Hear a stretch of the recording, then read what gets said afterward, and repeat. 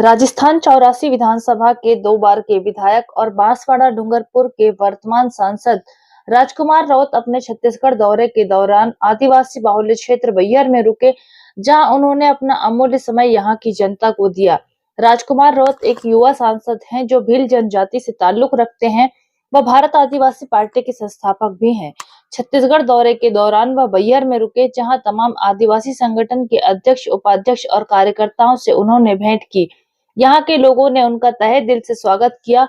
उन्होंने पेशा अधिनियम, वन अधिकार अधिनियम और 5वीं अनुसूची जैसे मुद्दों पर महत्वपूर्ण जानकारी लोगों से साझा की। वहीं आदिवासी समुदाय के लोग उनसे मिलकर काफी खुश नजर आ रहे थे।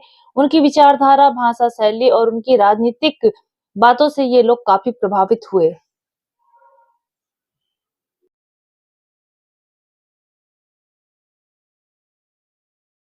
एक बार सांसद और जो आदिवासियों की समस्या वो समय समय पर आप उठाते रहे। आज हमारे बैहर आप आए हैं, क्या क्षेत्र के लिए, जनता के लिए क्या संदेश देना चाहेंगे? आपके चैनल के माध्यम से मध्य प्रदेश के सारे साथियों को सेवा जोहार मेरी ओर से। और जैसा मेरा मध्य प्रदेश में प्रवेश हुआ था रतलाम से लगा के, अभी मैं छत्तीसगढ़ के ये बॉर्डर पे हूँ बालाघाट में।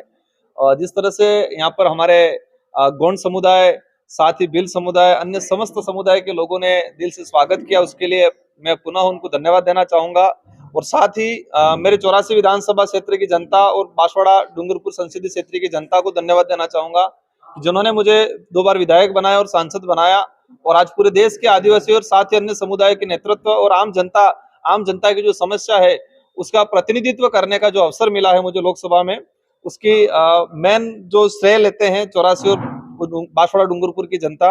विशेषकर यहाँ बालाघाट क्षेत्र और साथ ही मध्य प्रदेश पूरे इलाके के आदिवासी बाहुल्य क्षेत्र में देखा गया है कि यहाँ पर कई समय से विस्थापन हो रहे हैं लोग, कोई अलग अलग प्रोजेक्ट के नाम से, कोई डैम के नाम से, यहाँ पर अभी सुना मैंने ये टाइगर प्रोजेक्ट के नाम से, इस तरह से कई प्रोजेक्टों के नाम से सरकार उनको आदिवासियों को विस्थापित कर रही है। पैसा एक्ट का जो प्रावधान है आज तक धरातल पे लागू नहीं किया गया है। और पैसा एक्ट को लेकर पूरे देश के अंदर सरकार कहती है कि पैसा एक्ट लागू है, लेकिन इसका इम्प्लीमेंट कोई भी स्टेट की सरकार नहीं कर रही है। तो यहाँ पर जो समस्या है, रिजर्वेशन का जो इशू चल रहा है, लैंड का जो इशू चल रहा है, साथ ही जो आदिवासी की जो अपनी पहचान है उस पहचान के साथ जो खिलवाड़ किया जा रहा है, इन सारी समस्याओं का जो वर्तमान में चल रहा है, तो हम हमारे संगठन के माध्यम से और साथ ही एक आदिवासी प्रतिनिधित्व होने के नाते इस क्षेत्र में जो भी समस्या होगी उस समस्या को पुरजोर तरीके से हम लोकसभा के अंदर उसको उठाएंगे। सरकार क्या है आदिवासियों को नक्सली बताकर उनका इनकाउंटर कर रही है। बिल्कुल, हाल ही में हमारे 2 साल के भीतर 13 नक्सलियों को मार दिया गया। बिल्कुल मैंने इस बात को संसद के अंदर उठाया है। ये सच्चाई है कि जो आदिवासी समुदाय या जो आदिवासी व्यक्ति जो हक अधिकार की बात करता है, जल जंगल की जमीन की बात करता है, उसको हमेशा नक्सलाइट या माओवादियों का ठप्पा लगा जाता है। और सरकार आदिवासियों के साथ हमेशा खिलवाड़ करती आ रही है। कई फर्जी मुठभेड़ हुए हैं, हाई कोर्ट में कई केसेस ऐसे गए, सुप्रीम कोर्ट के अंदर ऐसे केसेस गए हैं जिससे क्लियर हुआ है कि वो फर्जी मुठभेड़ था।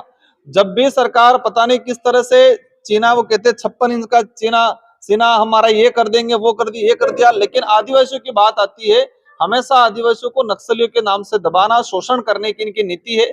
जल जंगल जमीन हड़पने का एक ही उनको लगता है कि आदिवासियों को नक्सली का टैग लगा दो ताकि दूसरे इलाके का व्यक्ति उनको कोई मदद नहीं करे। और इसको लेके पूरे देश के अंदर हम लोग जन जागरण कर रहे हैं। जिस तरह से केंद्र सरकार हो या राज्य सरकार हो, जिस मोनोपोली से चल रही है, जो प्लानिंग के तहत चल रही है आदिवासियों के अस्तित्व को खत्म करने की, उसके खिलाफ पूरे आदिवासी समुदाय, साथ ही अन्य समुदाय जो इंसानियत में विश्वास करते हैं, उन सबको साथ में लेके इनका पर्दाफाश करेंगे और जो अत्याचार हो रहा है उसको बिल्कुल आने वाले समय के अंदर हम खत्म करेंगे।